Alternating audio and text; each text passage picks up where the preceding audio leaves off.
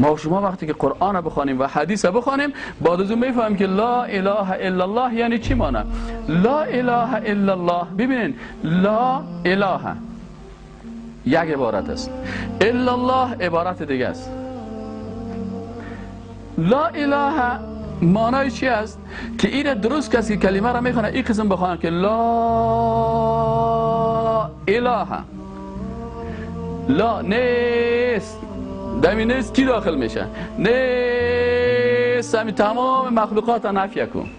نیست هیچ پیغمبر، نیست هیچ ملائکه، نیست هیچ دوست خدا، نیست هیچ دشمن خدا، نیست هیچ انسان، نیست هیچ حیوان، نیست هیچ جن، نیست هیچ چیزه.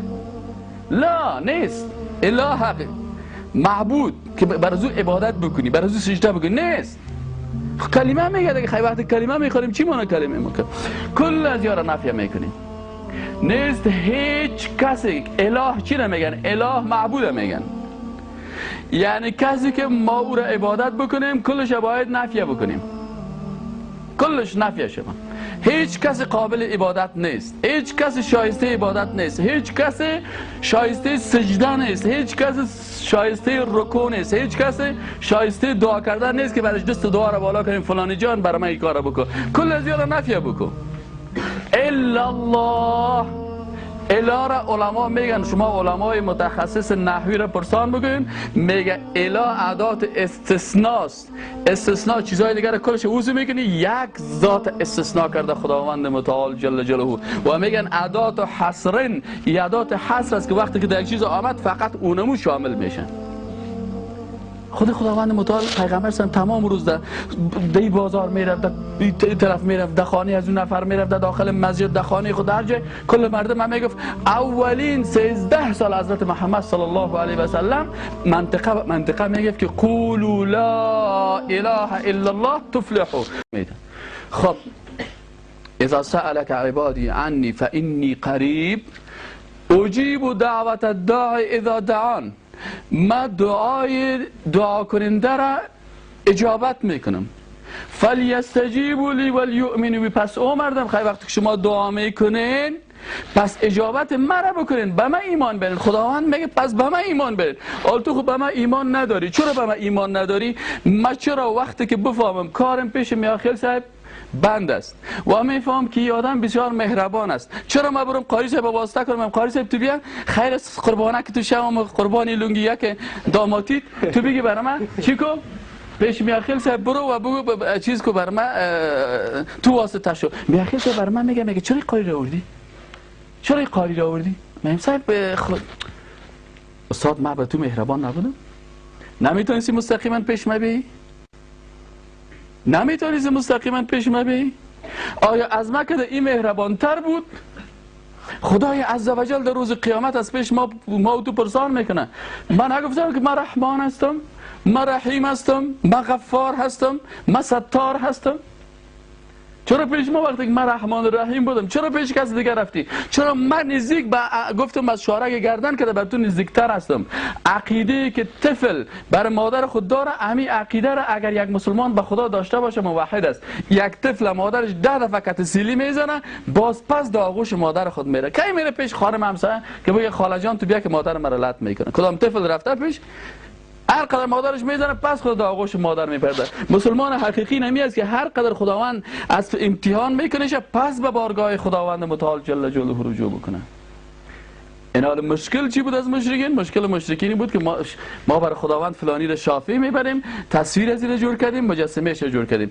مشرکین بعضیشان از بت‌ها را چیز کرده بودن. بعضی ها میرفتن در قبر میگفتن ما قبرش از اینا، میرفتن در قبرش سجده میکردن. چرا سجده میکردن؟ میگه به خاطر از اینکه شخصیت بزرگوار است، باز گپای مرئی به خداوند متعال برسانه. ما شما وقتی که قرآن را بخوانیم و حدیث را بخوانیم بعد از اون میفهمیم که لا اله الا الله یعنی چی معنی. لا اله الا الله، ببینین لا اله یک عبارت است، الا الله عبارت دیگه است. لا اله معنای چی است؟ که این درست کسی کلمه را میخونه این قسم بخونه که لا اله، لا نیست، دمی نیست کی داخل میشه؟ نیست همی تمام مخلوقات نفی کن. نیست هیچ پیغمبر، نیست هیچ ملائکه، نیست هیچ دوست خدا، نیست هیچ دشمن خدا، نیست هیچ انسان، نیست هیچ حیوان، نیست هیچ جن، نیست هیچ چیزه. لا نیست اله حق معبود که بر از او عبادت بکنی، بر از او سجده بکنی، نیست. کلمه میگه دیگه، خیلی وقت کلمه میخوریم چی معنی کلمه میکنیم؟ کل از یارا نفی میکنیم. نیست هیچ کسی. اله چی نمیگن؟ اله معبود میگن. یعنی کسی که ما او را عبادت بکنیم کلش باید نفی بکنیم، کلش نفی شما. هیچ کسی قابل عبادت نیست، هیچ کسی شایسته عبادت نیست، هیچ کسی شایسته سجده نیست، هیچ کسی شایسته رکوع نیست، هیچ کسی شایسته دعا کردن نیست که برش دست دعا را بالا کنیم فلانی جان برای من این کارا بکن. کل از یارا نفی بکن. الا الله. اله را علما میگن، شما علمای متخصص نحوی را پرسان بگوین، میگه اله ادات استثناست. استثناء چیزهای دیگر را کلش وضو میکنی، یک ذات استثناء کرده خداوند متعال جل جلاله. و میگن ادات حصرن، ادات حصر است که وقتی که در یک چیز آمد فقط اونمو شامل میشه. خود خداوند متعال پیغمبر سم تمام روز در دی بازار میرفت، این طرف میرفت، در خانه از اون نفر میرفت، داخل مسجد، در خانه خود، هر جای کل مردم هم میگفت اولین 13 سال حضرت محمد صلی الله علیه و سلم منطقه میگفت که قولوا لا اله الا الله تفلحوا. و مردم بگوین که لا اله الا الله که فلاح. خیلی مشرکینی که خدا را میشناختن، عبادت میکردن، لا اله الا الله نمیگفتن. گفت نه، جنگی از اینا به ضد لا اله الا الله بود. الله بود. جنگ از اینا به ضد چی بود؟ لا اله الا الله. چرا ضد لا اله الا الله جنگ کردن؟ خدا را میشناختن. گفت به خاطر از اینکه سیکو فرمول یاد بگیرین، عقیده را یاد میگیرین. یاد نگرفتی عقیده درست نشد. در فارسی مثلا ما تو میگیم دو جمله در فارسی میگیم. در فارسی میگیم که اعمال در مسجد است. اعمال در مسجد است.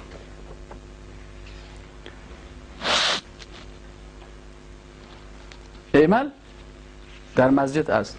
این کی برای ما تشریح کرده میتونه که چی فرق از بین دو جمله فارسی انده داریم؟ من بر شما دو جمله میگم، خوب گوش بگن از جان. اعمال در مسجد است یک جمله. جمله دومی که هیچ کس بغیر از اعمال در مسجد نیست. کی میتونه برای ما تشریح کنه؟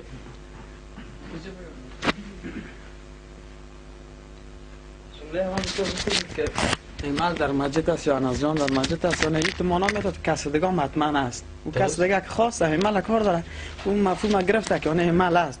تو تایید نکرده که دیگه کس هم است، شاید باشه. اما بار دفعه دوم که گفته که هیچ کس نیست تنها اعمال است، یعنی این معنا که هیچ کس نیست تنها فقط اعمال است. خب استاد اگر مثلا تو سرمعلم مکتب هستی، نه ما برات بگم که در صنف هیچ کس در مکتب در صنف شما براتون گزارش میتونم میگم سرمعلم صاحب اعمال در صنف است. و جمله دیگه برات میگم که هیچ کس در صنف بغیر از اعمال نیست. چی میفهمی از دو جمله؟ جمله اولی رو میفهمیم که اعمال حاضر است، دیگران شاید حاضر باشن. اما زمانی که میگی بجز از اعمال کس دیگه نیست، معنای گپی است که تنها اعمال آمده دیگران نامده، غیر حاضر هستند. این گپ است. میم امی جمله را میم که اعمال موجودن، اعمال موجودن. عرب ها میگفتن اعمال موجود، اعمال موجود است. اعمال موجود فی الفصل در عربی، اعمال در صنف موجود است. این جمله با این جمله دیگه چی فرق داشت؟ وقتی میگفتیم که لا احد الا اعمال، هیچ کس نیست بغیر از کی؟ اعمال. مشرکین میگفتن که الله موجود هست، مشکین چی میگفتن؟ الله موجود است، یعنی الله وجود داره، در پالوی الله کسای دیگه هم هستن، 360 بت دوستای خدا هستن، سکرترای خدا هستن، دوستای خدا هستن. ما را و ما نعبدهم الا لیقربونا الی الله زلفا، ما اینا را عبادت نمیکنیم به خاطر از اینکه ما اینا میره پیش از بت ها، چون ما را به خدا چی میکنه؟ ما را نزدیک میکنه. ما روی سیاستیم، ما شرمنده هستیم، ما بیچاره هستیم، خدا اعمال ما را قبول نمیکنه. از این خاطر ما میریم پیش از بت ها. باز این بت ها را وقتی که میگیم، باز بت ها اعمال ما را میگیره برای خدا میبره. اگر خودشان تانستن حل کنن مشکل ما را خودشان حل میکنن. اگر خرد ریزه مشکل است، اگر باز کلان بود به خداوند، این ما را از این طریق به خداوند نزدیک میشه. پیغمبر صلی الله علیه و آله گفت که بگوین که حضرت محمد صلی وقتی که آمد، خب این کسایی که اینجا بودن کلشان میگفتن خدا موجود است، خدا موجود است، خدا موجود است. حضرت محمد صلی مجرد که آمد، او خو عرب است، زبان خوب میفهمه، گفت که هیچ کس قابل عبادت نیست بغیر از الله. دارالندوه شورای عالی اضطراری جلسه اضطراری را گرفتن، گفت میفهمین که چی میگه محمد صلی الله علیه و سلم؟ گفتن چی میگه؟ گفت این میگه که 360 بت نفی کنین، نو هبل نو لات نیست، الا الله میگه بغیر از الله ما این 360 دانه بت.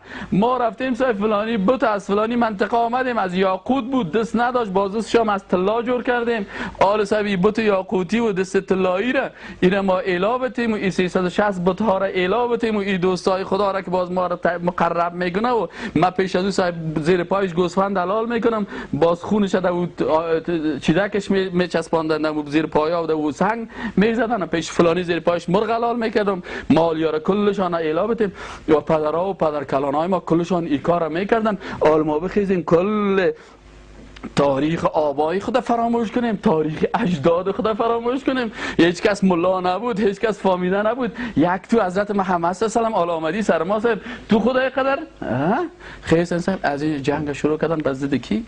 به ضد مسلمان.